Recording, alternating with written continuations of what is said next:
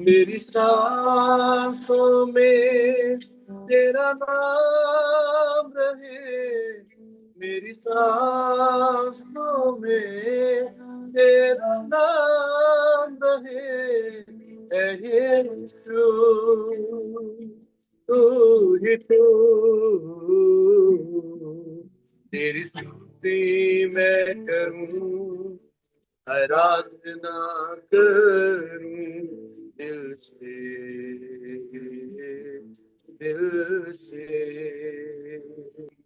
मेरे जीवन का सहारा तू, मेरे जीवन का सहारा तू है प्रभु, तू ही तू, तेरी स्तुति मैं करूं, आराधना करूं दिल से, दिल से। I welcome you once again in our study in the Daniel chapter 9. तो थोड़ा सा मैं परिचय दे देता हूँ. I will introduce first and then मैंने अनुरोध किया है नीलम बहन को पढ़ने के लिए 1 से 14 और 15 से 27 आखिरी तक विद्युत भाई पढ़ देंगे. तो पहले एक छोटा सा इसका परिचय दे देता हूँ. Let me introduce you Daniel chapter 9. So Daniel 9 is one of the most significant chapter in the Bible. ना बाइबल की पुस्तक में दानियल 9 अध्याय जो है बहुत ही महत्वपूर्ण अध्याय है, क्योंकि इसमें क्या हम देखते हैं, it combines repentance, prophecy, God's covenants, faithfulness and the promises of the Messiah. तो इसमें क्या करते हैं, हम मिश्रण देखते हैं एक तरह से, कैसे हम पापों का अंगीकार करें और कैसे जो भविष्यवाणी किया गया है उसके बारे में हम कैसे देखते हैं. उसके बाद में हम देखते हैं कि कैसे परमेश्वर अपने वाचा पर विश्वसनीय है और उन्होंने जो भी प्रतिज्ञा किया है उद्धारकर्ता भेजने के लिए उसको कैसे पूर्ण करेंगे. It's also consider is one of the theological heart. धार्मिक शिक्षाओं का ये केंद्र माना जाता है दानियल की पुस्तक. तो इसमें हमें कोशिश करनी चाहिए कि हम इसमें धार्मिक शिक्षा, what is the theological message that we need to hear, इसका सेंट्रल मैसेज क्या है, सबसे जो मुख्य जो इसमें शिक्षा क्या है. कहता है God remains faithful to his covenant even when his people are unfaithful. जब हम विश्वासी लोग जब अविश्वसनीय हो जाते हैं तब भी हमारे उद्धारकर्ता प्रभु सृष्टिकर्ता परमेश्वर हर समय विश्वसनीय हैं और वो अपने वाचा को कायम रखते हैं. और उसके बाद हम दूसरा क्या देखते हैं, इसका सेंट्रल मैसेज का मुख्य जो समाचार क्या है, संदेश क्या है.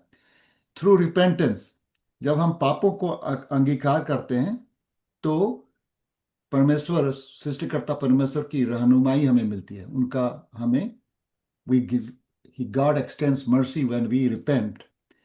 और परमेश्वर का एक योजना है, स्वतंत्र योजना, सॉवरेन प्लान, अपने प्रतिज्ञाओं को, अपने वाचाओं को पूरा करने के लिए और हमें कभी अंत न होने वाला धार्मिकता को हमें देने के लिए. तो इसके यही जो मेन है संदेश इस पुस्तक में. जैसा कि हमने देखा था 7 और 8 अध्याय में हमने देखा था बीस्ट का vision of beast and kingdom, vision of kingdom. उससे अलग हट करके हम देखते हैं 9 अध्याय में. दानियल का जो 9 अध्याय है, it focuses on God's redemptive plan for his people and ultimately for the whole world. No, इसमें देखते हैं परमेश्वर का जो योजना है उद्धार करने के लिए, अपने लोगों के लिए और सारे संसार के लोगों के लिए। इसमें 6 जो हैं, 6 मैसेजेस, मेजर मैसेजेस हैं। सबसे पहला क्या है? पहला वो क्या कहना चाहते हैं कि God's word always comes true. परमेश्वर का वचन है, हर समय पूरा होता है और वो सच है। दूसरा जो है, जो हमारे जीवन में सतावना है, suffering in our life is always cause by deliberate sin of commission. हमारे जीवन में जो सतावना है वो परमेश्वर के श्राप के कारण नहीं, परंतु हम अपने जो कर्मों के द्वारा, हम जो रिबेलियन में, बातों, परमेश्वर की आज्ञाओं को जो हम नहीं मानते हैं, जानबूझकर नहीं मानते हैं, तब हम सतावना को आमंत्रित करते हैं। तो हम हैं, वी आर द वन, हम इसके उत्तरदायित्व हैं। जब हम सताए जाते हैं तो परमेश्वर को हम दोष नहीं दे सकते हैं, दोष हमारा है। तीसरा जो है कि जब हम पापों को अंगीकार करते हैं और उस पाप में हम अपने पाप को भी, और हमें अंगीकार करना चाहिए हमारे इर्द गिर्द जो हम जिस पाप को देख रहे हैं और देख करके भी चुप हैं, तो उसको भी अंगीकार करना है। सिर्फ मेरे ही पापों को नहीं, लेकिन कॉर्पोरेट सिन, हमारे समाज का, हमारे परिवार का। तो ये जब हम करते हैं तभी हमें माफी मिलती है। So those are prerequisite of forgiveness, that we confess our sin and confess the sin that we see around us. कभी कभी हम क्या करते हैं, अपने पाप को तो अंगीकार करते हैं, लेकिन जो आसपास को देखते हैं जिसकी चुप्पी के कारण गलत होता है, उसको हम बोलते ही नहीं है। चौथा जो है कि परमेश्वर जो है हमेशा हमारी प्रार्थनाओं को सुनता है। God always listens our prayer and he answers in his own way, in his own time. पांचवा जो है कि जो परमेश्वर की योजना है उद्धार करने के लिए, वो सिर्फ हमारे लिए नहीं है। It's not only for us. God is not only intending to redeem us individually. Of course we all want God to be our personal God, but remember our God is a global God, he is a God of all humanity. तो उनका जो योजना है सिर्फ आपके लिए नहीं और मेरे लिए नहीं, लेकिन ये सारे सृष्टि के लिए है। उसमें शायद दुष्ट लोग भी सम्मिलित हैं, उनके लिए भी योजना है। तो हमें उनको नहीं छोड़ना है, उनको पीछे नहीं छोड़ना है। छठा जो है, that prediction of time is not the essence, but the essence of the matter is the message. शायद हम सही रूप से कब होगा और कितना टाइम पर होगा, कितना तारीख को होगा, ये मैसेज कम्युनिकेट नहीं करना चाहते हैं यहाँ पर। क्योंकि उसमें यदि आप घुल गए, क्योंकि दानियल 9 का आखिरी अध्याय में आप बहुत बार पढ़ेंगे 77 और क्या क्या, बहुत बहुत नंबर पर पढ़ेगा, तो उसमें बहुत सारे स्कॉलर जो हैं, बाइबल स्कॉलर लोग, वो गिनती करने में लगे हुए हैं और उसी में खो जाते हैं। So the enigma of counting the time continues, persist. अभी भी शायद हम लोग निश्चित नहीं कर पाए कि भाई इसका मतलब क्या है, क्या डेट है, कब होगा। That is not the essence of the message. In the Bible, the essence of the writing is not the timing or prediction of time, but it is the message. और यदि आप मैसेज मिस कर गए, time यदि accurate भी मिल गया तो कोई फायदा नहीं है। तो वो 6 चीज को हम लेकर याद करेंगे और उसी पर आगे बढ़ेंगे। अभी वर्तमान दानियल 9 में क्या हो गया है? दानियल अब बुजुर्ग हो गए हैं, शायद वो 80 साल के हो गए हैं, बूढ़े, और वो बेबीलोन में रह रहे हैं और अंडर मेडो पर्शियन एम्पायर, यानी कि अब साइरस किंग राजा बन चुका है। मेडो पर्शियन कौन थे? पर्शियन जो है ईरानियन लोग हैं, और मेडो जो है शायद अभी के जो कर्डिट है, कर्डिस्तान बोलते हैं, उन लोग हो सकते हैं। तो पहले जो है ये मेडो पर्शियन जब एम्पायर आया तो बहुत ही शक्तिशाली, बेबीलोनियन से भी ज़्यादा शक्तिशाली हो गया। सिर्फ पर्शियन से ज़्यादा मेडो पर्शियन ज़्यादा शक्तिशाली हो गए, और साइरस उनके उसका अगुवाई कर रहे थे।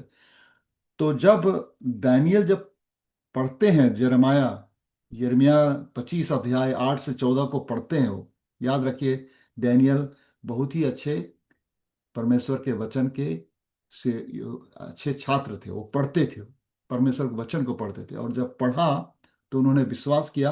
और इसमें लिखा है दानियल 9 अध्याय 2 में, I understood from the scripture, वो परमेश्वर के वचन को पढ़कर समझ गए, और इसीलिए वो देखना शुरू किए कि अब शायद 70 साल का समय पूरा होने वाला है, समय का पूर्ण होना। So that's why the time of redemption is nearer than before. जब हम ऐसे समय को देखते हैं, परमेश्वर के वचन को पढ़ते हैं और समय को देखते हैं, तो ये हमारे एक बहुत बड़ी जिम्मेवारी बन जाती है कि हम प्रार्थना में लग जाएं और जो परमेश्वर का जो प्रतिज्ञा है उसकी पूर्ण होने की आशा करें, इच्छा जाहिर करें, जुनून रहे कि अब होना चाहिए, परमेश्वर का वचन पूरा होना चाहिए। तो यही चीज हम इसमें देखते हैं। तो आइए हम लोग पहले वचन को पढ़ेंगे। 1 से 14 नीलम बहन पढ़ देगी, उसके बाद 15 से 27 विद्युत भाई पढ़ेंगे। तो बहन नीलम, ये समय आपका है। जी, धन्यवाद सर। दानियल की पुस्तक अध्याय 9। दानियल का अपने लोगों के लिए प्रार्थना करना। मालीछेयर्स का पुत्र दारा, जो कसदियों के देश पर राजा ठहराया गया था, उसके राज्य के पहले वर्ष में मुझ दानियल ने शास्त्र के द्वारा समझ लिया कि यरूशलेम की उजड़ी हुई दशा यहोवा के उस वचन के अनुसार जो यिर्मयाह नबी के पास पहुंचा था, कुछ वर्षों के बीतने पर अर्थात 70 वर्ष के बाद पूरी हो जाएगी। तब मैं अपना मुख प्रभु परमेश्वर की ओर करके गिड़गिड़ाहट के साथ प्रार्थना करने लगा और उपवास कर टाट पहन रात में बैठकर वरदान मांगने लगा। मैंने अपने परमेश्वर यहोवा से इस प्रकार प्रार्थना की और पाप का अंगीकार किया। हे प्रभु, तू महान और भय योग्य परमेश्वर है, जो अपने प्रेम रखने और आज्ञा मानने वालों के साथ अपनी वाचा को पूरा करता और करुणा करता रहता है। हम लोगों ने तो पाप, कुटिलता, दुष्टता और बलवा किया है और तेरी आज्ञाओं और नियमों को तोड़ दिया है। तेरे जो दास नबी लोग हमारे राजाओं, हाकिमों, पूर्वजों और सब साधारण लोगों से तेरे नाम से बातें करते थे, उनकी हमने नहीं सुनी। हे प्रभु, तू धर्मी है, परंतु हम लोगों को आज के दिन लज्जित होना पड़ता है, अर्थात यरूशलेम में निवास करने वाले सब यहूदियों को, क्या समीप क्या दूर के सब इस्राएली लोगों को, जिन्हें तूने उस विश्वासघात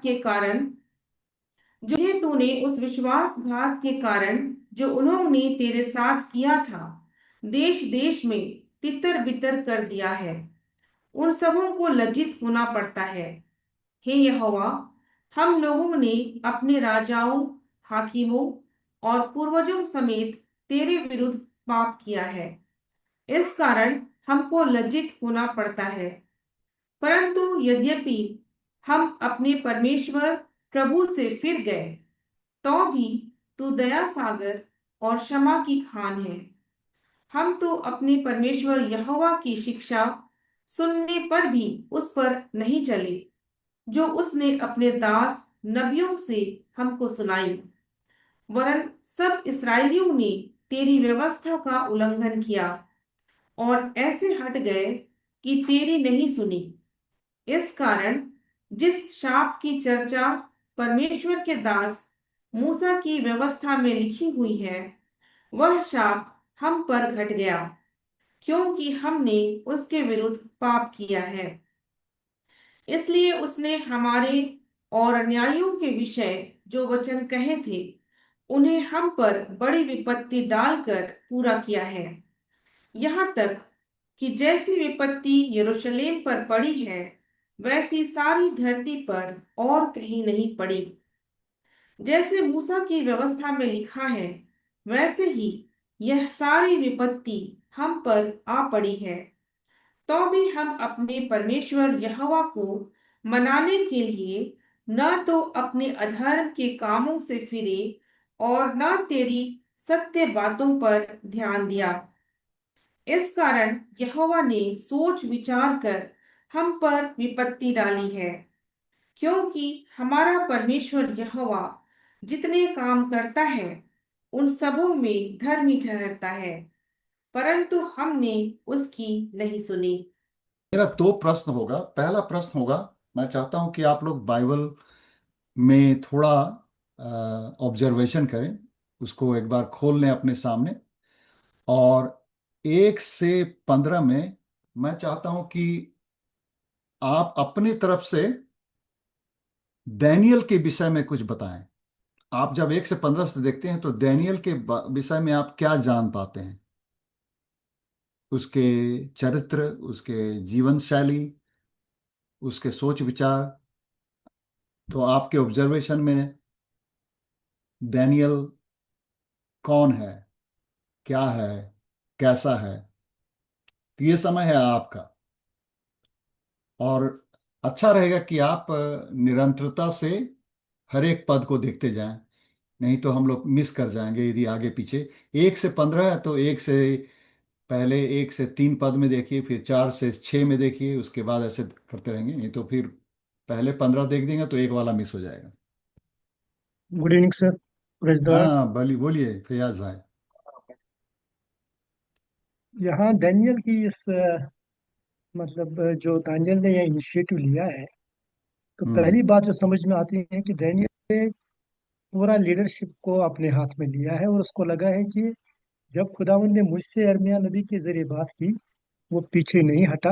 यिर्मयाह नबी के जरिए के यिर्मयाह नबी के कलाम से, किताब से वो पीछे नहीं हटा, लेकिन उसने अपनी पोजीशन उस जगह पे खड़ी कर दी कि जहां वो एक लीडर बना और यरूशलेम के पूरे कौम की तरफ से दुआ करना शुरू किया।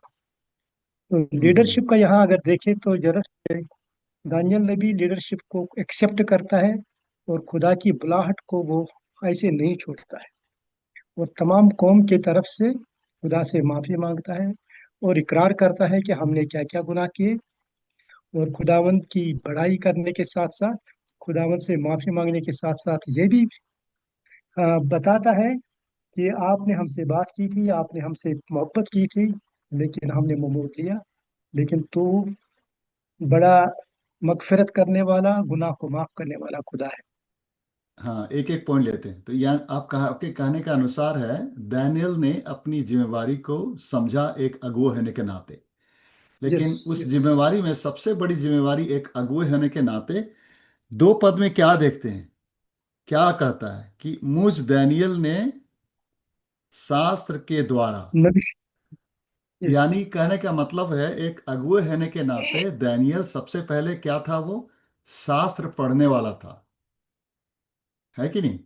बाइबल को पढ़ता यस। था। एक बाइबल एक को पढ़ता अगुए होने के नाते ये बहुत जरूरी है। कभी कभी हम लोग होते हैं ना, अगुए होने के नाते हम लोग, हमारे दिमाग में जो आता है, विचार आता है, वो बोल देते हैं, कॉमन सेंस लगाते हैं कि मेरे अनुभव से तो ऐसा है, और मैंने बायोलॉजी में पढ़ा था और इंजीनियरिंग में पढ़ा था, और नहीं तो मैं according to Indian penal code IPC और एफसीआर रूल के अनुसार, वो सब हम लोग बहुत कोट करते हैं। लेकिन बहुत सारे अगुए यस। ऐसे होते हैं जो बाइबल को महत्व देते हैं। बाइबल को पढ़ना बहुत जरूरी है एक अगुवे होने के लिए। आप यदि एक अच्छे जिम्मेवार अगुवे बनना चाहते हैं तो सबसे पहले ये जानने की कोशिश करिए कि परमेश्वर की योजना क्या है, वो बोले क्या थे हमारे आने वाले पीढ़ियों, यस पुराने सर। पीढ़ियों, नबी से क्या बोले थे। तो दानियल देखिए, याद रखिए, वो अपने देश में नहीं है, वो एग्जाइल में है, दूसरे देश में है। वहाँ चर्च नहीं है, वहाँ सिनागोग नहीं है, वहाँ कलीसिया नहीं है, कोई शिक्षक नहीं है, कोई थियोलॉजियन नहीं है उसको पढ़ाने वाला। एक साधारण व्यक्ति, क्या है वो, लेमैन है, वो राजा की नौकरी कर रहा है। वो थियोलॉजियन नहीं है, ना तो बाइबल का स्टूडेंट है। फिर भी वो नौकरी में रहते हुए वक्त भी उसने बाइबल को खोला, शास्त्र को खोला, और यिर्मयाह नबी जो बहुत पुराने थे, हम लोग कभी कभी बोलते हैं ना, अरे बाइबल तो बहुत पुराना पुस्तक है, कहाँ इजराइल में लिखा गया था, कहाँ पैलेस्टाइन में लिखा था। अभी हम लोग को तो अपना देश का इतिहास पढ़ना है, अपना देश का कॉन्स्टिट्यूशन पढ़ना है ना, अपना समाज का संस्कृति को समझना है। तो कुछ लिबरल क्रिश्चियन लोग ऐसा सोचते हैं कि भाई ये सब तो, बाइबल तो पुरानी बात है, अभी जो है उसको बारे में हमें सोचना है। एक हिसाब से वो भी सही है 50%। लेकिन जब तक आपका जो एंकर है, जब तक आपका जड़ सही जगह नहीं होगा, तो आप एक मसीही अगुए बनने लायक नहीं है, क्योंकि आपका जड़ शास्त्र में नहीं है। वो बेसिस जो है, फाउंडेशन कहाँ से निकाल रहा है? यिर्मयाह नबी की लिखी हुई पुस्तक से। तो वहाँ उस समय यस, शास्त्र तो बाइबल ऐसा से। नहीं होता था कि हमारे जमाने में अभी 66 किताब हम लोग एक साथ लेके चलते हैं ना। लेकिन उस समय में स्क्रोल होता था, यस। एक एक बड़ा बड़ा। यिर्मयाह का लिखा हुआ अलग होगा, आइजया का लिखा अलग होगा, मूसा का लिखा अलग होगा, पेंटाट्यूक अलग होगा। लेकिन वो फिर भी सब रखता था। आज तो हम लोग इतना सुविधा है, पॉकेट बाइबल भी है, फिर भी खोल के नहीं पढ़ते हैं, जब हम उसको कहीं भी लेके चल सकते हैं। तो बहुत सारे अगुओं को देखे हैं, उनका शास्त्र का ज्ञान में बहुत कमजोरी होता है, बहुत कम। कॉमन सेंस लीडरशिप है, लेकिन उनका शास्त्र का ज्ञान बहुत पुअर है। लेकिन डैनियल का पहला चरित्र, उसकी जीवन शैली में देखो कि वो शास्त्र पढ़ने वाला छात्र है, और वो एक लेमैन होते हुए, जबकि उसको पुरोहित नहीं है वो, ना तो पुरोहित है ना तो नबी है। वो एक साधारण, डैन मेडो पर्शियन एम्पायर में एक साधारण एक सरकारी नौकरी। मेरे ख्याल से उस समय में आईएएस ऑफिसर बोलेंगे उसको, क्योंकि वो एग्जीक्यूटिव अफसर था। आईएएस ऑफिसर होने का था, बहुत ही जिम्मेवार व्यक्ति था, बहुत ही व्यस्त था। फिर भी वो शास्त्र खोल के पढ़ रहा था, और उसकी चाहत क्या थी? परमेश्वर की योजना को जानने के लिए। अपनी योजना नहीं, परमेश्वर की योजना। और परमेश्वर की योजना के अनुसार क्या होना चाहिए। ज्यादातर अगुए लोग, हम लोग ये सोचते हैं कि मेरी योजना क्या है और मेरा भविष्य क्या है। लेकिन दानियल सोचता है कि नहीं, ये परमेश्वर का दिया हुआ भविष्य क्या है, सिर्फ मेरे लिए नहीं, पूरे इज़राइल देश के लिए, पूरे विश्वासी लोगों के लिए। तो पहला तो वो चीज है। और कोई, धन्यवाद फयाज। और कोई, एक अगुए होने के जिम्मेवारी जो है सबसे बड़ी, कि हमें शास्त्र का ज्ञान होना चाहिए। यहाँ पर फ्रॉम केसी, कौन है भाई केसी? टेक्स्ट मैसेज दे रहे हैं। I think brother कुत्सा। कुनसंग है, वो लिखे हैं, through the study of the word Daniel discovered that God is just in judging his people because Israel failed to obey God's, so Israel has received her due। तो कहने का मतलब है, कुनसंग भाई बोल रहे हैं कि शास्त्रों के द्वारा ही वो समझ गए कि परमेश्वर जो उनको 70 साल के लिए जो बाहर कर दिया, एग्जाइल कर दिया, उनको घर घर निष्कासन निष्कासन कर दिया, वो न्याय था। क्योंकि गलती, पाप ये इजरायली लोगों ने किया था। ठीक है। और क्या? दानियल के बारे में बोलिएगा। दानियल का चरित्र, दानियल का जीवन शैली से हम क्या सीख सकते हैं? 1 से 15, अभी बहुत बाकी, मैंने सिर्फ एक पॉइंट किया, अभी बहुत जी कुछ बाकी है। सर, दानियल प्रार्थना करने वाला व्यक्ति है हाँ। और उपवास करता है।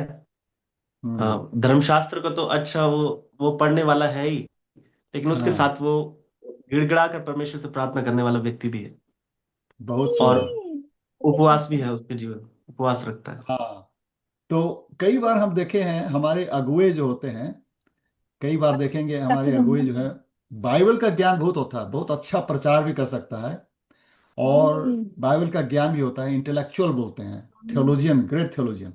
लेकिन बहुत सारे थियोलॉजियन जो बाइबल स्कूल में पढ़ाते हैं, उनकी आत्मिक जीवन के बारे में आप थोड़ा परख के देखिएगा, तो पता चलेगा कि इस मामले में वो ठीक नहीं है।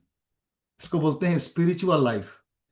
स्पिरिचुअल फॉर्मेशन के लिए सिर्फ परमेश्वर का वचन को जानना ही नहीं, लेकिन परमेश्वर के करीब आना, और करीब आने के लिए फास्टिंग, एक प्रेयर, एक बहुत इंपॉर्टेंट चीज है।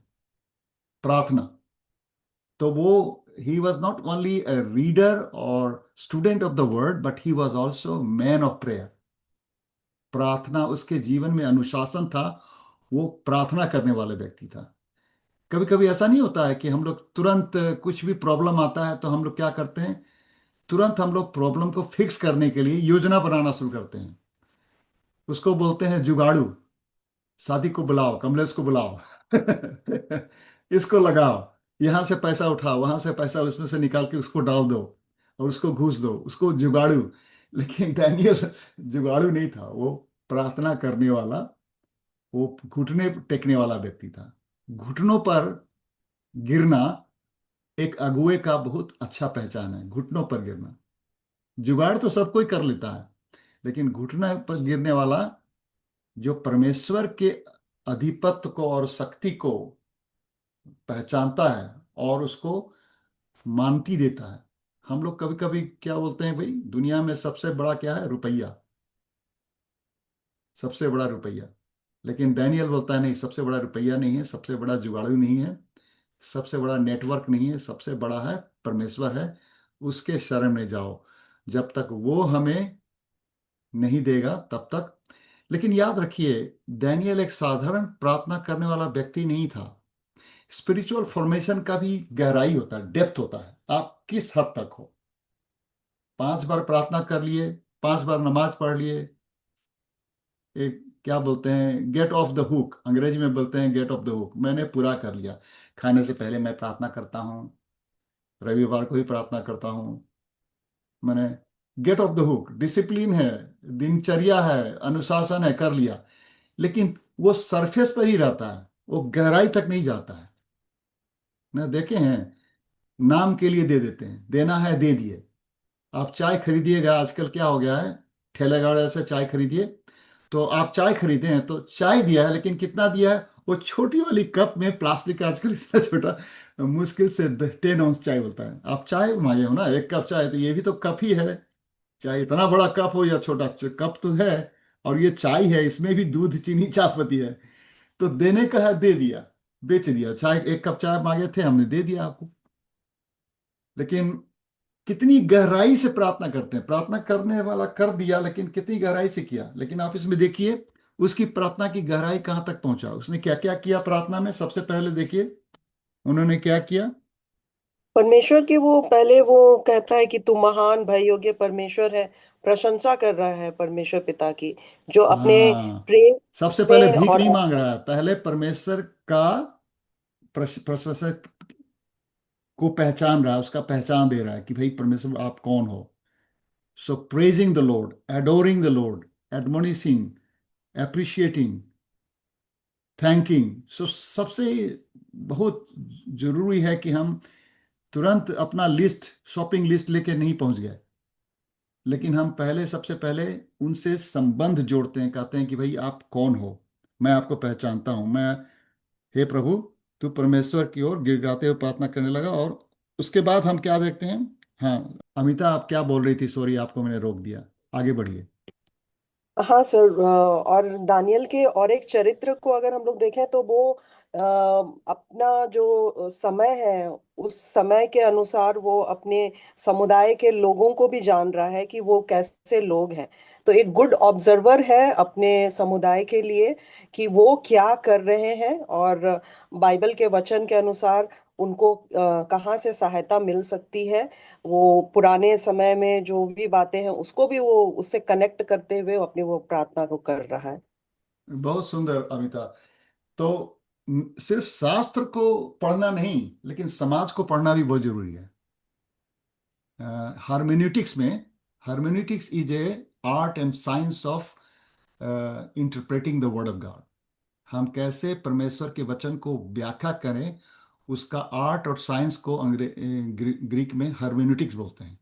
तो हार्मेन्यूटिक्स में होता है सबसे पहला कि not only the context of the text, but the context of audience also is important. जो जो परमेश्वर के वचन का संदर्भ को सिर्फ जानना जरूरी नहीं है कि हाँ भाई यिर्मयाह के समय क्या हुआ था और नबी को प्रभु यहोवा ने क्या कहा और क्यों कहा। तो उसको बोलते हैं कॉन्टेक्स्ट ऑफ द टेक्स्ट, शास्त्रों के संदर्भ को। लेकिन जो आज के हमारे ऑडियंस है उसके संदर्भ को समझना भी जरूरी है, और उसको संदर्भ को जानने के लिए आपको अपने समुदाय को जानना जरूरी होगा, अपने समाज को। आप किन के लिए प्रार्थना कर रहे हो, अपने लिए या समुदाय के लिए? और यदि समुदाय के लिए प्रार्थना, अपना संदर्भ तो जानते ही हो, लेकिन समुदाय के लिए जब प्रार्थना करते हो तो समुदाय का संदर्भ भी आपको जानना बहुत जरूरी है। और so connecting with the context of the audience, knowing your people is another important aspect that we can learn from Daniel. Daniel के जीवन से हम समझ सकते हैं कि डैनियल कितना जुड़ा हुआ था अपने समुदाय से, उसको देखता था, परखता था और समझता था अपने समाज को। लेकिन मैं प्रार्थना की गहराई तक जानना चाहता हूँ। प्रार्थना की गहराई देखने के लिए आप 3 पद में देखिए, जब वो प्रार्थना करना शुरू करता है तो उसकी प्रार्थना किस गहराई तक पहुंचता है, थोड़ा देखिए तो उसको 3 पद में क्या देखते हैं आप? वो न केवल उपवास रखता है, परंतु वो अपने ड्रेस को भी चेंज करता करता है, टाट हम्म। ओढ़ता है, राख पर बैठता है, और उर्दू में शब्द जो लिखा हुआ है वो खुदा का तालिब हुआ, मतलब पूरे समर्पण के साथ, हम्म। पूरी शिद्दत के साथ जो है हम्म। वो परमेश्वर की उपस्थिति में जाता है। तो हम्म। ये रोजा रख, उपवास रखना, फिर टाट को ओढ़ना और राख पर बैठना, हम्म। ये उसकी एक प्रार्थना के तरीके को, बहुत ज्यादा उसकी हम्बलनेस को बताता है। बहुत दीनता के साथ प्रभु के सामने वो। बहुत सुंदर, उसकी सिंसियरिटी को, उसके डेप्थ को हाँ, पहचानता है। लेकिन या एक और चीज आप मिस कर गए, उसने कहा गिड़गिड़ाहट के साथ। जब कोई गिड़गिड़ाता है तो वहां पर सिर्फ मस्तिष्क इन्वॉल्व नहीं होता है, उसमें दिल इन्वॉल्व हो जाता है। No, praying from your mind and praying from your heart, दोनों में बहुत अंतर है। बहुत लोग देखते हैं, किसी को, ज़्यादातर थियोलॉजियन को यदि, और ज़्यादा जो इंटेलेक्चुअल है उनको प्रार्थना करने के लिए दीजिए तो क्या करेंगे? वो ज़्यादातर आपको प्रार्थना में दिखा देंगे कि वो स्क्रिप्चर का नॉलेज कितना है। हे परमेश्वर, 2 कोरिन्थियन 5:17 में ऐसा लिखा हुआ है, तो जूड में चैप्टर वर्स में इतना लिखा है, जेम्स 5:1 में लिखा है, उसको प्रार्थना में पूरा वो सरमन बना देता है ना। सुने हैं कभी कभी? वो दिखाना चाहता है कि मैं कितना जानता हूँ, स्क्रिप्चर नॉलेज कितना है मेरे पास। उसको बोलते हैं intellectual prayer, praying from your mind. But जब आप गिड़गिड़ाते हैं तो उसमें ग्रोनिंग, एक आदमी का जो ग्रोनिंग होता है ना, अंदर से जो आपका दिल रो रहा है, क्रंदन जिसको बोलते हैं, इसको बोलते हैं passionate prayer, where you are personality is involve, your heart is involve. जब तक ये थियोलॉजी यहाँ से यहाँ नहीं पहुंचेगा, 1 फीट नीचे नहीं उतरेगा, तब तक वो थियोलॉजी परमेश्वर के कदमों में नहीं पहुंचता है, बोलता है। वो दिमाग से ही ऊपर उड़ जाता है। तो परमेश्वर के कदम को पहुंचने के लिए आपका प्रेयर में डेप्थ होनी चाहिए, जिसमें आपका पैशन, आपका इमोशन, आपका गिड़गिड़ाना, क्रंदन। तो एक तो है वो गिड़गिड़ाहट करता है, उसके बाद वो क्या करता है? उपवास रखता है, फास्टिंग। क्या चीज है फास्टिंग? क्या दिखाता है? What does it means? Fasting means, fasting indicates what? Dependence. Depend. हाँ, कुंसान भाई बोल रहे हैं निर्भर होना। आप किस चीज पर निर्भर करते हो? Man shall not live bye bread bread alone. Alone. हाँ, तो ये हमारे साउथ एशिया बाइबल कमेंट्री के लेखक हैं, वो बोल रहे हैं कि भाई ये दिखाता है एक आदमी का नम्रता और उसका निर्भरता, कि मैं खाने पर नहीं, आप पर निर्भर करता हूँ। Humility, humility to the extent that you humble yourself, you give in yourself everything depending on the Lord. उसके बाद जो सैक क्लॉथ है, वो जब कपड़ा बदल दिया, तो पुराने नियम में जब कोई सैक क्लॉथ पहनता था, वो कहना चाहता था कि मैं खुश नहीं हूं, मैं दुखी हूं। कभी देखे हैं किसी की शादी में आप कोई बोड़िया बिस्तर पहन के गया है? शादी में जब आनंद होता है तो क्या करते हैं, अच्छे अच्छे कपड़े पहनते हैं। लेकिन जब कोई मर गया है, सपोज आपका कोई बहुत चहेता व्यक्ति मर गया, तो उस वक्त क्या आप टाई कोट पहन के जाएंगे? नहीं, आप तो जो जिस कपड़े में है उसी कपड़े में दौड़ेंगे ना। आप तो पता चला कि आपका बेटा का एक्सीडेंट हो गया, या तो आप बोलेंगे ठहरो, बेटा का एक्सीडेंट हुआ, ठहरो मैं थोड़ा टाई वाला पहन लेता हूँ, उसके बाद आता हूँ। नहीं, जब किसी का दिल दुख जाता है तो वो कपड़े की चिंता नहीं करती, अपनी दिखावट का चिंता नहीं करता, उसका हेयर किस तरफ जा रहा है, कौन सा सेंट लगाया, कौन सा परफ्यूम, वो दिखाने होता है। तो sackcloth shows the mourning that I'm not happy, I am grieving from within। और तीसरा जो है उसमें जो है एसेस। एसेस जो है, जब पुराने नियम में अपने ऊपर में राख शरीर पर फेंक देते थे, कहने का मतलब है कि मैं आपके प्रेम के लायक नहीं हूं, यह शरीर बेकार का है। वो दैट रिप्रेजेंट्स रिपेंटेंस, पश्चाताप, पापों को अंगीकार करना, कहना कि देखो मेरा पाप जो है इतना, जब राख डालते हैं ना तो पूरा शरीर गंदा हो जाता है, तो बोलता है मेरा पाप दिखाई पड़ रहा है, देखो यही मेरा पाप है, मैं अंगीकार करता हूं पापों को। सो प्रार्थना किस गहराई तक आप करते हैं, ये भी हमें दानिय्येल से सीखने सीखने पड़ेंगे।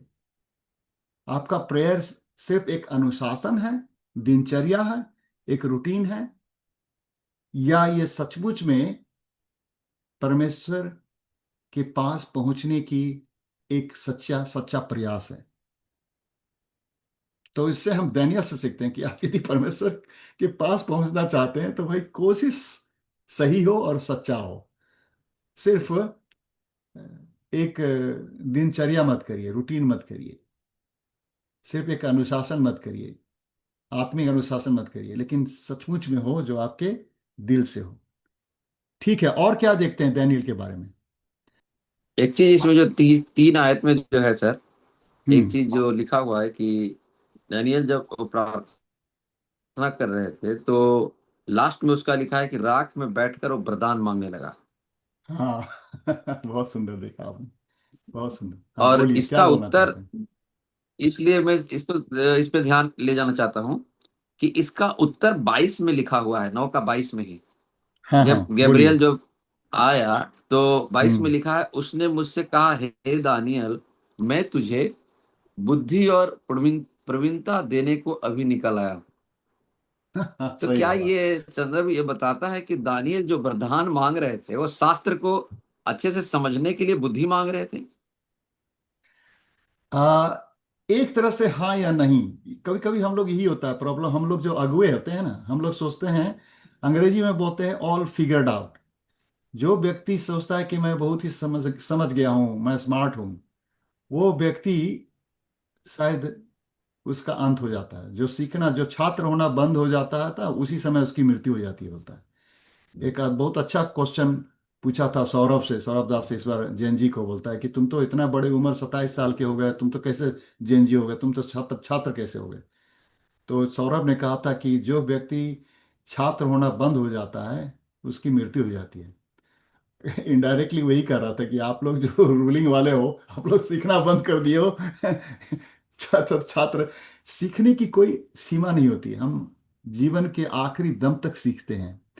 तो दानियेल इस बात को पहचानता था कि हाँ, एक बार तो मैं यिर्मयाह के नबी को पढ़ के समझ रहा हूं कि भाई आपका जो 70 साल का जो हमें पनिशमेंट मिला है वो पूरा होने वाला है, और आपके प्रतिज्ञा के वाचा के अनुसार हमें आज़ादी मिलनी चाहिए। लेकिन ये मुझे समझ में नहीं आ रहा है कि ये होगा कब और कैसे होगा। तो इसीलिए वो वरदान मांग रहा है, बुद्धि बुद्धि का वरदान, कि मुझे ज्ञान दीजिए। याद रखिए, दानियेल के पास मांगने के लिए कुछ बचा नहीं था। वो तो सबसे एक अच्छे मेडो पर्शियन एम्पायर में एक अच्छे ओहदे पर था, समझिए वो चीफ सेक्रेटरी था। तो उसको पैसे की जरूरत नहीं थी, उसको अपनी आज़ादी की जरूरत नहीं थी, वो तो ऑफिसर का रैंक का था। उसकी फैसिलिटी कंफर्ट की उसकी जरूरत नहीं थी। वो ज्ञान चाह रहा था, बुद्धि अपने लोगों के लिए।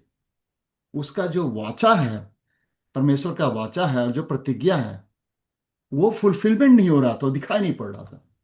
इसीलिए बोल रहा था, वो बोलते हैं कि भाई मुझे वरदान दीजिए कि मैं इसको समझ सकूं। तो आपने ठीक पकड़ा है, 22 में बोलता है कि दानियल, तुम्हारी जो जरूरत है वो पूरी हो जाएगी। 4 पद में सर, हम्म। पद में दानियल जो बोलते हैं कि मैंने इस प्रकार प्रार्थना की, ऐसा बोलते हम्म। हैं हम्म। कि अ, कई लोग यूं ही प्रार्थना करते हैं, वो यूं ही प्रार्थना नहीं करते थे। वो कहते हम्म। हैं कि मैंने इस प्रकार प्रार्थना की और पाप को अंगीकार किया। हम्म। हे प्रभु, तू महान और भय योग्य परमेश्वर है, जो अपने प्रेम रखने और आज्ञा मानने वालों के साथ अपनी वाचा को पूरी करता और करता रहता है। हम्म। तो दानियेल यहाँ अपने व्यक्तित्व में इस बात को दिखाते हैं कि प्रार्थना तो सब करते हैं, लेकिन मैं इस प्रकार प्रार्थना करता हूँ हम्म। और मैं पापों का अंगीकार करता हूँ। बहुत सुंदर। तो आपने बेसिकली वही जो अमिता बोल रही थी कि एक तो है प्रार्थना की गहराई और प्रार्थना का प्रकार। जब आप गहराई से प्रार्थना करते हैं तो प्रकार में सबसे पहला चीज, जैसे अमिता बोली, कि सबसे पहले तो आप परमेश्वर की प्रशंसा करो। पहले अपना जो भीख मांगने वाली लिस्ट है, आपकी जरूरतों को सामने मत रखो। पहले पहचानो कि प्रभु, हे प्रभु, तू महान और भय योग्य परमेश्वर है, जो अपने प्रेम रखने और आज्ञा मानने वालों के साथ अपने वाचा को पूरा करता है और करुणा रहित करता है। तो वो परमेश्वर के चरित्र को पहचान देना और जी जी। उसकी प्रशंसा करना। परमेश्वर है कौन? जिस परमेश्वर के सामने आप जा रहे हैं, क्या आप उसको जानते हैं, पहचानते हैं? और दानियल कहता है कि मैं पहचानता हूं कि आप कौन हैं। आए भाई योग्य हैं, प्रेम रखने वाले हैं और आज्ञा मानने वालों के साथ वाचा को पूरा करता है और करुणा रहम करता है। इसमें एक्चुअली जो रियल करुणा जो वर्ड है, सही कैप्चर नहीं करता है। ओरिजिनल जो हिब्रू वर्ड है रहम, और वही वर्ड उर्दू में आ गया है, क्योंकि सेमेटिक लैंग्वेज ना, हिब्रू जो है, उर्दू और अरबिक बहुत सिमिलर है, और वही रहम यहाँ भी ये आ गया है, रहम करने वाला है। हिंदी में हम तरस लोगों ने, शब्द हो सकता है सर। तरस, हाँ, तरस खाना ये शब्द हो सकता है हिंदी हाँ, में। तरस, तरस, हाँ। तो ये बहुत ही तरस। गहराई वाला, दया से बढ़कर, करुणा से बढ़कर रहम जो है, तरस, आई थिंक तरस शायद वो ज्यादा होगा। उसके बाद वो दूसरा चीज है, पहला तो हो गया एडोरेशन, दूसरा जी है अपने पाप, कुटिलता, दुष्टता और बलवा। तो कह रहा है कि जो पाप किए हैं वो किस तरह का पाप है ना। शायद अमिता इस बात को भी कहना चाहती थी। बहुत तरह के पाप होते हैं, सिन ऑफ ओमिशन और सिन ऑफ कमीशन। तो डैनियल ये कहना चाहता है कि भाई जो आप आज्ञा मानते हैं, मानने वालों को आप दंड नहीं देते हैं, जो आज्ञा नहीं मानते हैं उनको आप दंड देते हैं। और जब हम आज्ञा नहीं मानते हैं तो हम जानबूझकर अपने आप पर सतावना को आमंत्रित करते हैं। आप हमें सताते नहीं हैं, लेकिन हम आज्ञा को नहीं मानकर उस सतावने को आमंत्रित करते हैं। और उन्होंने किस तरह से आमंत्रित किया, तो उस बात को चर्चा करते हैं दानियल अच्छी तरह से 5 पद में। सबने सबसे पहले हमने तो पाप, किस तरह का पाप किए? कुटिलता, दुष्टता और बलवा, और नियमों को तोड़ने वाला, जिसको बोलते हैं deliberate sin, sin of commission, जानबूझ के। जबकि यहां पर मूसा के नियम के अनुसार कहा गया था कि ऐसा ऐसा मत करो, फिर भी उन्होंने किया ना। हम लोग कभी कभी करते हैं ना ऐसा, जानबूझकर जानते हैं कि भाई व्यभिचार मत करो, फिर भी हम अपनी बीवी को छोड़ के दूसरे औरत के पीछे दौड़ते हैं, गलत काम करते हैं, दूसरे औरत से आकर्षित हो जाते हैं, एडल्ट्री करते हैं, व्यभिचार करते हैं, जानबूझकर करते हैं। क्योंकि power of sex is so power, so dominating होता है कि हमारे अस्तित्व को बिगाड़ देता है, और हम छुप छुप कर बदमाशी करते हैं। Number one. दूसरा है झूठ बोलना। जानते हैं कि झूठ नहीं बोलना चाहिए, फिर भी अपना नाम को बचाने के लिए, अपनी इज्जत को बचाने के लिए मैनिपुलेट करते हैं, झूठ बोलते ही हैं। हाँ? तीसरा है कि हमें जानते हैं कि हमें पैसे से प्रलोभन नहीं करना चाहिए। सबसे ज्यादा प्रेम हमें किससे करना चाहिए? प्रभु से, सृष्टिकर्ता परमेश्वर से करना चाहिए। लेकिन फिर भी हम पैसे के लिए पीछे दौड़ते हैं। पैसा सबसे बड़ा मोटिवेशन है। पैसा है जहां पर हो गया ना, वहीं पर देखते हैं आदमी लोग बड़े पर जोर से परिश्रम से करना काम शुरू कर देता है। थोड़ा सा सैलरी बढ़ गया तो बहुत खुश, कोई घूस दे दिया तो बहुत खुश। आपका तो सैलरी मिल ही रहा है 50,000, लेकिन हम उसको उसके ऊपर में 1 लाख और दे देंगे, क्या इसको आप थोड़ा उल्टा कर देंगे? तो वो कर देगा तुरंत। 1 लाख मिल रहा है, 50,000 सैलरी को कौन पूछता है? तो जानबूझ करके लोग, और कैसे करते हैं? दुष्टता जो दूसरे को हानि पहुंचाए, और बलवा जो रिबेलियन और नियमों को तोड़ना।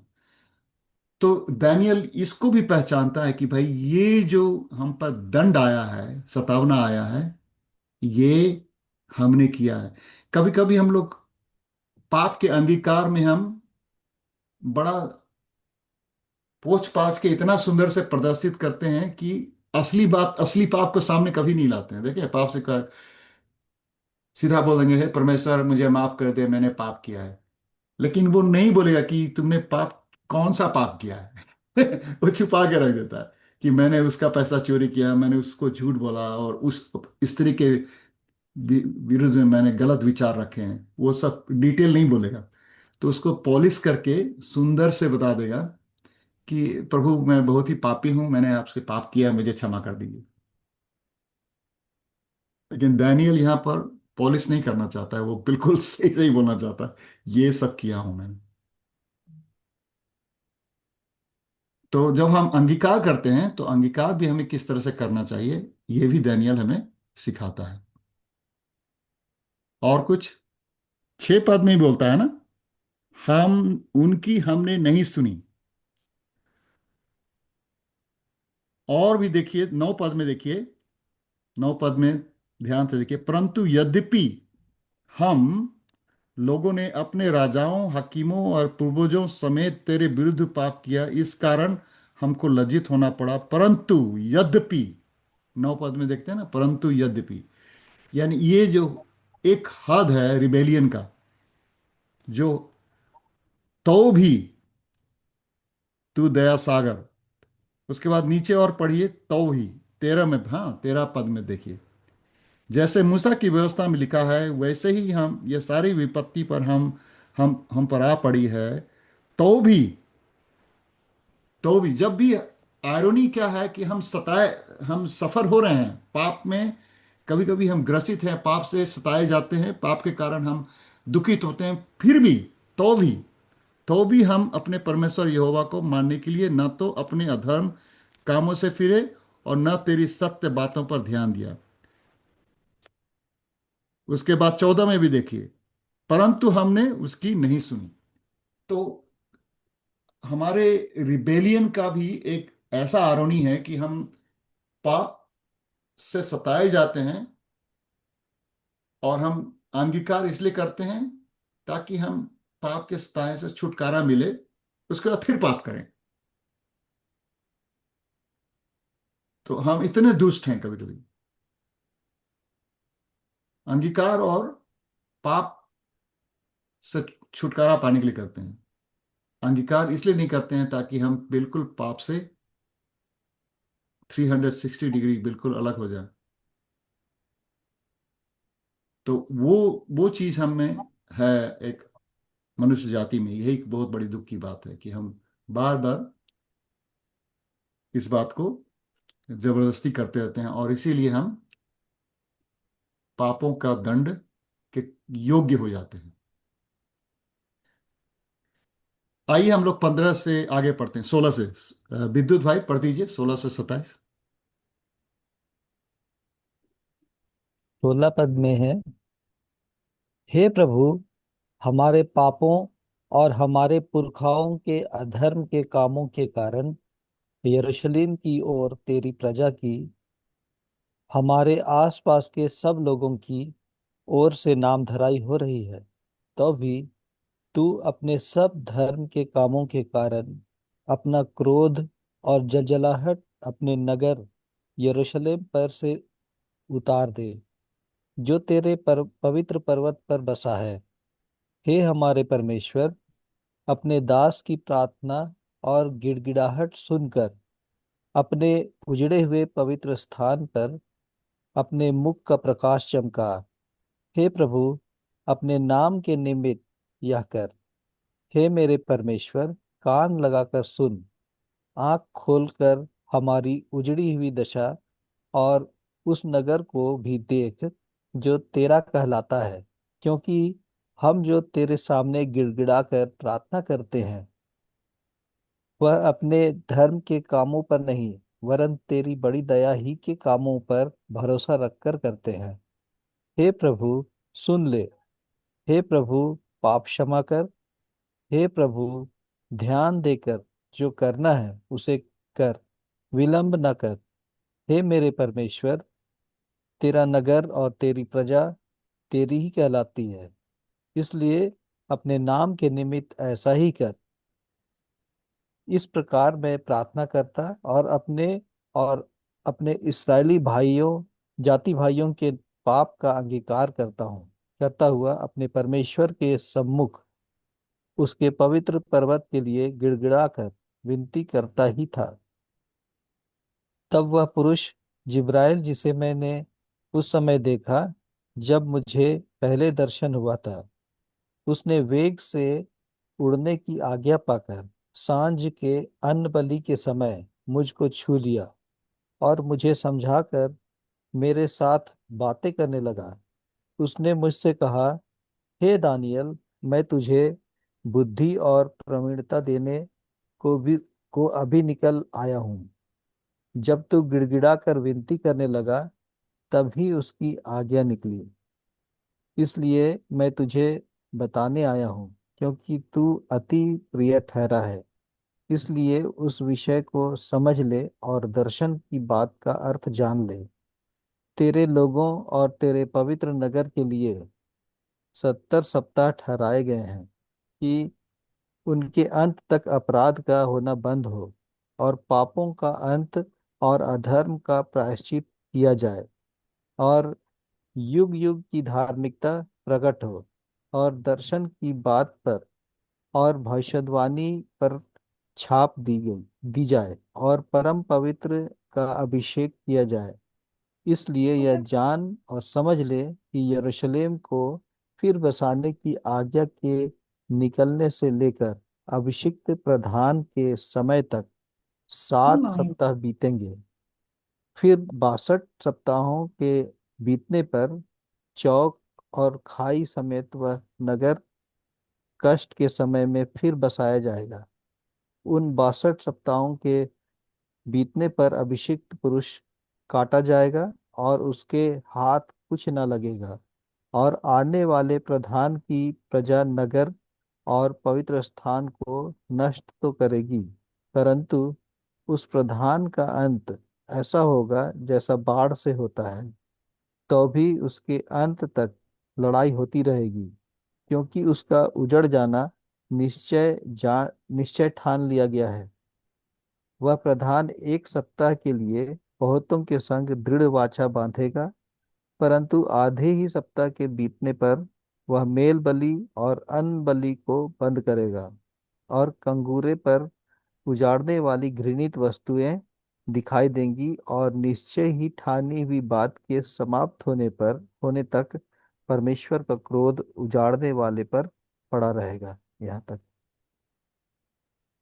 बहुत बहुत धन्यवाद विद्युत भाई, अच्छी तरह से पढ़ देने के लिए। तो जैसा कि मैंने कहा, इस सेक्शन में जो 20 से आखिरी तक 27 है, थोड़ा समझने में दिक्कत होगी, क्योंकि ये बहुत सारे स्कॉलर लोग भी बहुत ही मुश्किल से इसको निश्चित कर पा रहे हैं।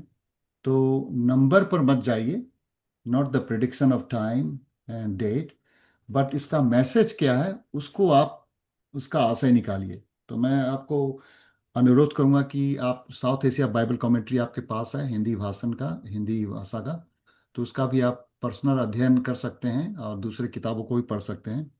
लेकिन मेरा उद्देश्य है कि इसका जो मूल मूल संदेश क्या है उसको मैं दिखाना चाहता हूँ। 1 से 15 में मैंने आपको एक बात बोलना भूल गया कि पूरे दानियल की पुस्तक में सिर्फ 9 अध्याय है जहां पर दानियल जब प्रार्थना करता है तो प्रभु सिर्फ नहीं बोलता है, वो परमेश्वर को अपना व्यक्तिगत नाम से पुकारता है। जैसे कि 4 पद में देखो, मैंने अपने परमेश्वर यहोवा, ना, हिब्रू वर्ड है ये। याद है मूसा ने पूछा था आपका नाम क्या है, तो बोला मेरा नाम क्या है, I am who I am, ये। और ये जो हाँ वर्ड है, हिब्रू वर्ड है, वो टू बी ऑक्सिलरी वर्ब है, उसको टेट्राग्रामाटोन भी बोलते हैं इंग्लिश में। उसको जब ट्रांसलेट करते वक्त, व्याख्या करते वक्त जब जर्मनी में पहुंचा सुसमाचार, तो इन लोग यहोवा बना दिया, लेकिन एक्चुअली वो क्या है, ये है। ये इज ए हिब्रू वर्ड यहोवा। तो मूसा को कहा था कि मैं यहोवा हूँ, ये हूँ, यस, ये आशेर, ये दैट्स द हिब्रू वर्ड। उसके बाद फिर आप देखो वही चीज फिर 14 में बोलते हैं, 8 में भी बोलते हैं, सॉरी 8 में भी देखिए, 8 में हे यहोवा। उसके बाद देखिए फिर 13 में भी दिखते हैं ना, 13 में अपने परमेश्वर यहोवा। उसके बाद 14 में बोलते हैं इस कारण यहोवा। तो वो व्यक्तिगत रूप से जिस तरह से यहोवा ने अपने को परिचय दिया था मूसा को, उसी नाम को लेकर दानियल प्रार्थना कर रहा है। इससे पता चलता है कि दानियल कितना अपने को करीब यहोवा का अपना जैसा मानता था, वो नाम से पुकारता था, यहोवा के नाम से। दूसरा चीज इसमें आप देखिएगा कि बार बार वो कह रहा है कि इजराइलियों ने तेरी व्यवस्था का उल्लंघन किया, 11 पद में। वो दोष किसको दे रहा है, इजराइलियों को, यहोवा को नहीं दे रहा है। वो 70 साल का जो निष्कासन हुआ, वो कह रहा है भाई हमने उल्लंघन किया है। तो सबसे पहले we have sinned, we have rebelled, we have not listen, इस बात को एम्फेसाइज कर रहा है कि ये हम हैं, हमने पाप किया है, हम लोगों ने पाप किया है और आपकी बातें नहीं सुनी है। हम आपने आपसे जानबूझकर आपसे अलग हटा है।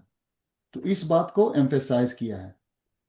और डैनियल इस बात को कहता है कि भाई परमेश्वर जो है, यहोवा जो है, विश्वसनीय है। और मेन प्रॉब्लम क्या है, वो है पाप। Sin is the real problem. God is righteous, सृष्टिकर्ता परमेश्वर धार्मिक है। और उसका सलूशन क्या है, समाधान क्या है, रहम। Our hope is mercy of God. हमारी जो आशा है वो सृष्टिकर्ता परमेश्वर की रहम, रहनुमा चाहिए और उसका तरस चाहिए। जब तक वो हम पर तरस नहीं करेगा, हम जितना भी अंगीकार कर लें, धार्मिकता कर लें, पूजा कर लें, योजना बना लें, कुछ नहीं हो काम करेगा।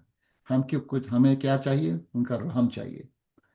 सो और उसको रहम पाने के लिए हमें क्या करना चाहिए, हमें नम्र होना पड़ेगा, ह्यूमिलिटी, कॉर्पोरेट रिपेंटेंस, अंगीकार करना पड़ेगा, डिपेंडिंग अपॉन हिज ग्रेस, उनके अनुग्रह पर निर्भर करना पड़ेगा। इसलिए हम फास्टिंग करते हैं और उसके रहम पर हमें पूरा विश्वास करना पड़ेगा।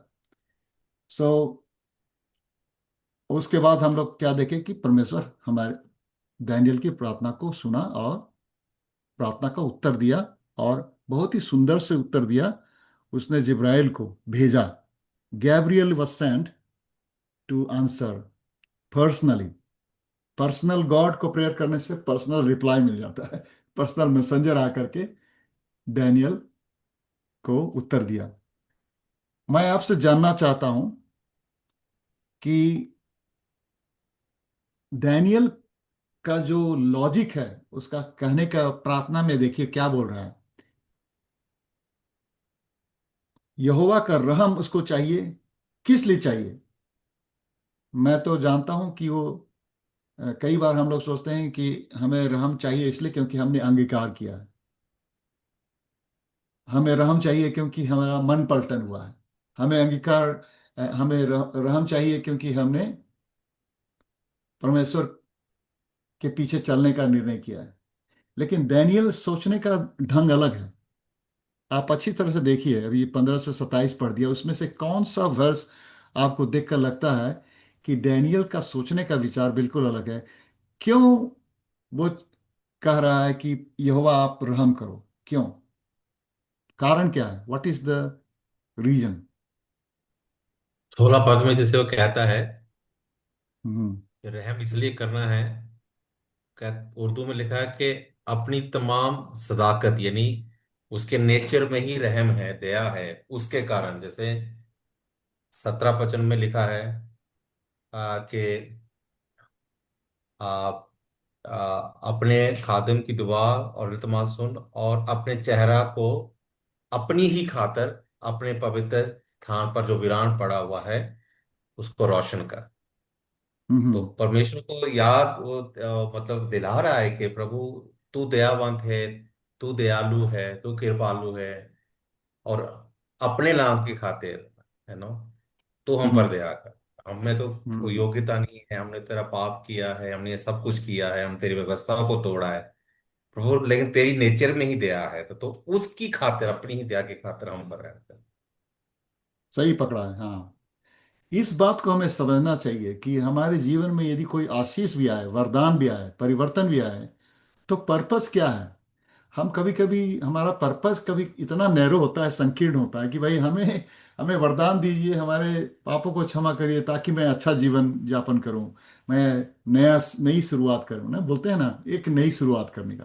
बोलता है नहीं नहीं, वो सब तो है ही है, that will fall in place, but seek ye first the kingdom of God. ये क्यों होना चाहिए? ताकि आपका नाम रोशन हो, आपके नाम के निमित्त, फॉर योर नेम। क्यों हो रहा था? क्योंकि दानियल देख रहा था कि यदि परमेश्वर के लोग इस तरह से सताए जाएं और यरूशलेम की यह हालत बनी रहे, तो जो यहोवा का नाम अन्य देशों में देखा जाता है कि भाई देखो यहोवा कैसा यहोवा है, जो अपने लोगों को भी मदद नहीं किया, इनको 70 साल निष्कासित कर दिया, इनको कभी जो प्रॉमिस किया था वो प्रॉमिस फुलफिल नहीं किया। तुम्हारा परमेश्वर तो सच्चा परमेश्वर है नहीं। यदि सचमुच में सच्चा परमेश्वर होता तो अपने वादा को पूरा करता और वो अपने शक्ति को दिखाता। हमारे जीवन में जब भी कुछ अच्छे काम होते हैं परमेश्वर के आशीर्वाद के कारण, तो ग्लोरी किनको मिलना चाहिए? यहोवा को मिलने चाहिए। तो बोल रहे हैं कि भाई हमारे लिए नहीं, तो अपने नाम के लिए। मैं नहीं चाहता हूं कि हमारी ग्लोरी हो, लेकिन आपकी ग्लोरी हो, क्योंकि जब लोग हमारे जीवन में आशीर्वाद देखेंगे, मैं भी हर समय ही प्रार्थना में यही करता हूं कि प्रभु मेरे जीवन का अंत ऐसा हो जिसे देख करके कहे कि भाई इसका प्रभु जो था सचमुच ही विश्वसनीय प्रभु है, देखो इसको कितना आशीर्वाद दिया है। इसलिए हमें कोशिश करना चाहिए, हम कैसा जीवन शैली, अच्छा से नहाएं धोएं, कपड़ा पहने, अच्छी तरह से शेविंग करें, पब्लिक में जाएं, क्योंकि हमें देख करके वो, ये किसका है? ये क्रिश्चियन है, मसीही सेवक है, देखो इसकी हालत क्या है। तो इस जैसी इसकी हालत है वैसी इसका प्रभु है ना? तो हम क्यों अपने जीवन को सुंदर बनाने की कोशिश करते हैं, अनुशासित और ढंग से चलाते हैं, अपने स्वास्थ्य का ख्याल रखते हैं, अपने जीवन को सही, सिर्फ आशीर्वाद पाने के लिए नहीं, हमारा उद्देश्य होना चाहिए ताकि हमारे द्वारा हमारे प्रभु की गौरव हो, गरिमा हो और महिमा हो। हमें ये कोशिश करनी चाहिए। लेकिन हम लोग क्या करते हैं? ज्यादातर एक अफ्रीकन भाई था यहाँ अमेरिका में, बोलते हैं कि यहाँ पर कभी भी ज्यादा गौरव मत दिखाना, जितना पैसा मिले उसको बैंक में डालो, लेकिन एकदम गरीब जैसा रहो, ताकि जब तुम्हारी हालत को देख करके अमेरिकन लोग तुमको दया से तुमको भीख देते रहें। तो वो लड़का जो हमारे साथ पढ़ता था, वो कभी भी ना ढंग का कपड़ा पहनता था ना ढंग का खाता था, वो बुरे हालत में था। बोला अरे तुमको तो स्कॉलरशिप मिल रहा है, सेम स्कॉलरशिप जो मुझे मिल रहा है, तुम क्यों ये इसी हालत का? बोलता नहीं, ये तुमको भी मैं सिखाता हूँ, बोलता यहाँ पर अमेरिका में रहो तो ऐसे रहो जैसे बिल्कुल गए गुजरे हो, तभी इन लोग दया करेंगे। तुम ज्यादा अच्छा से रहोगे तो इन लोग पैसा नहीं देंगे। तो कुछ लोग होते हैं जो दिखावटी सतावना, वो हम पहले जब यूएसआई में काम करते थे तो यूएसआई में ज़्यादातर स्टाफ लोग क्या करते थे, अपने जीवन में जितने तकलीफ हैं, सैलरी कम है, बच्चों का भविष्य नहीं है, मसीह सेवा में इतना प्रताड़ना है, इतना कम सैलरी है, तकलीफ है, अपना दुख ही सबको सुनाते रहते थे।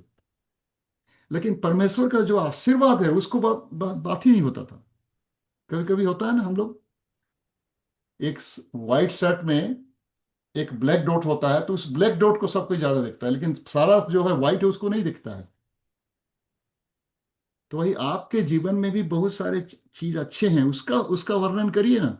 लेकिन आप जब भी किसी से मिलते हैं, आप कितने सताए जा रहे हैं, कितना तकलीफ है, सैलरी कम है, बच्चों को भविष्य नहीं है, आज बीमार है, कल खांसी है, कल डायरिया हो गया, माथा दर्द है, यही सब सुनाते रहते हैं।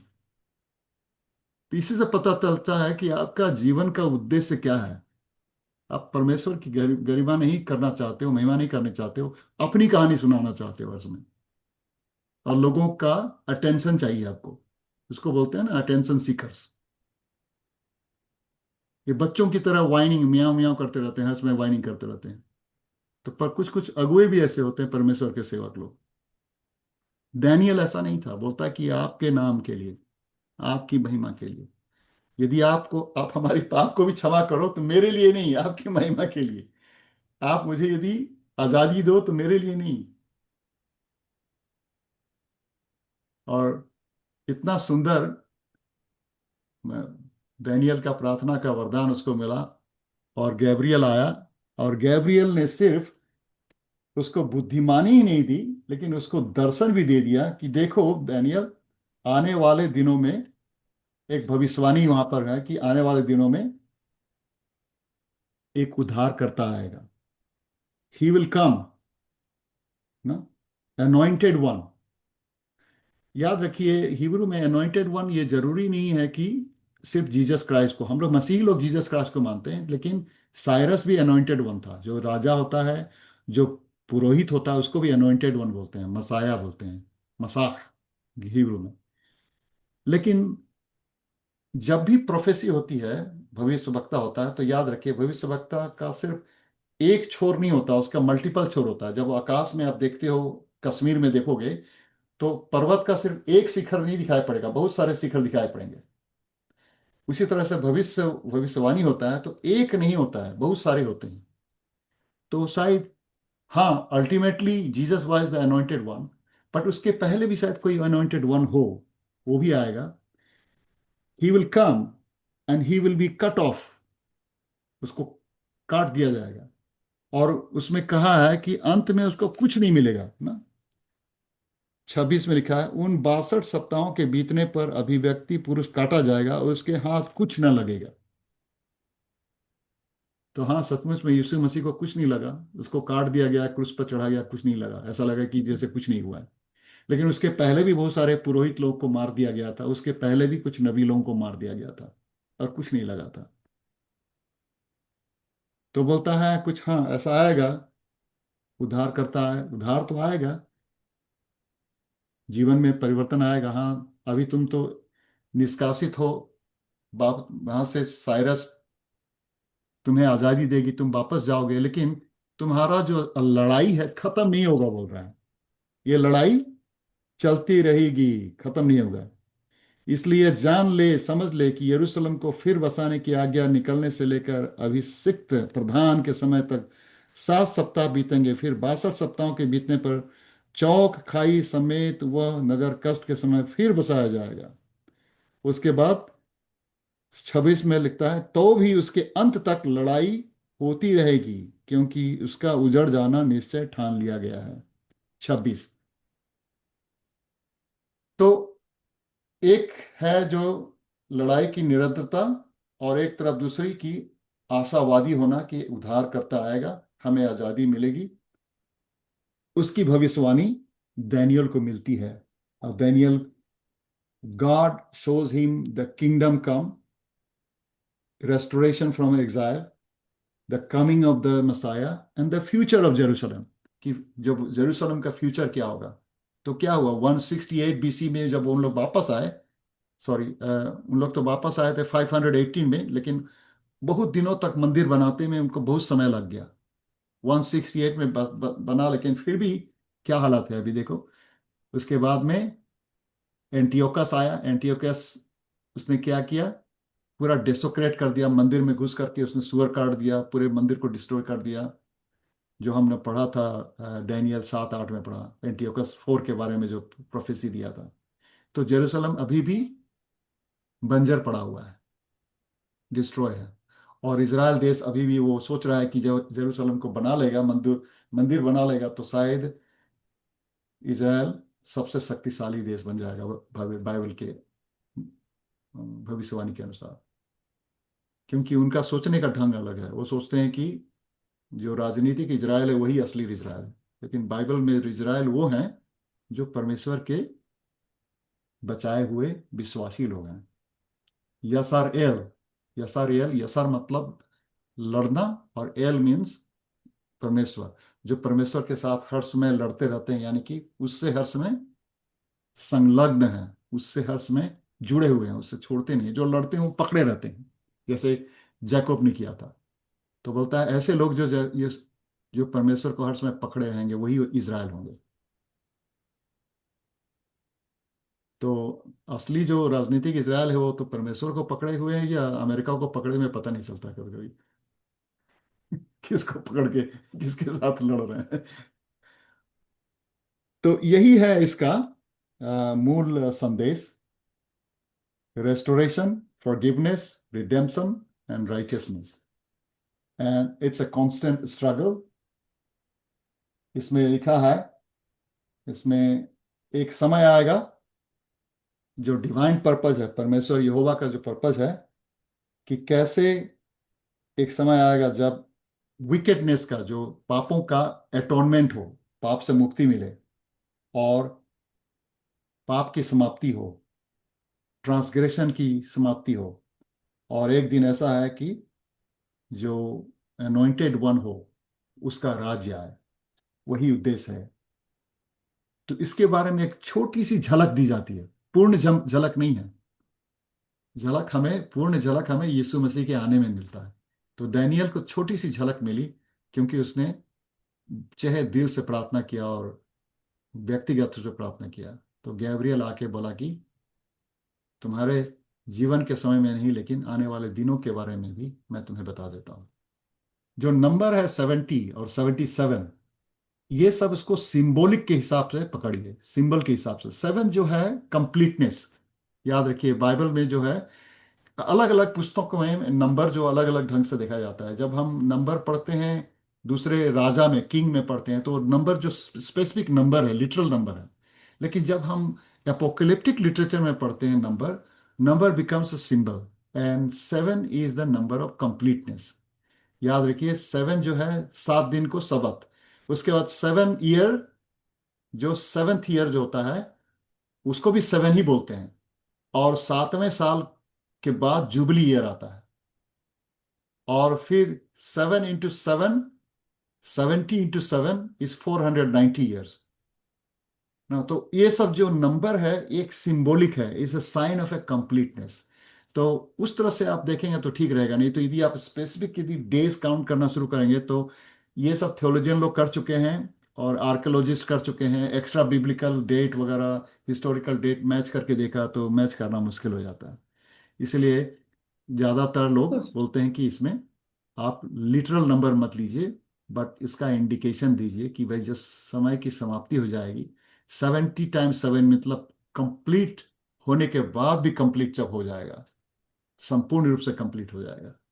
अच्छा सर, ये 3 पद में जो टाट टाट टाट शब्द है सर, इसका इसका कैसे हम इसको कैसे लोगों को बताएं? जैसे टाट पर को उस टाट समय जो है कोई ना, विशेष टाट वस्तु। जो है जूट को बोलते हैं। जूट देखे हैं, जूट जो बांग्लादेश में बहुत होता है, जिससे हम लोग बोड़ा बनाते हैं, आलू का बोड़ा या चावल का बोड़ा। तो पुराने जमाने में क्या होता था, ये टाट से कपड़ा पहनने का मतलब होता है वो भिखारी के तरह गरीब होना। तो राजा जब टाट पहन लेगा, इसका मतलब, कहने का मतलब है वो मौन कर रहा है, यानी कि वो अपने को बहुत दुखित। याद रखिए। अ, और कोई प्रश्न? तो कमलेश भाई, आपको आखिरी का प्रार्थना के लिए अनुरोध करूंगा।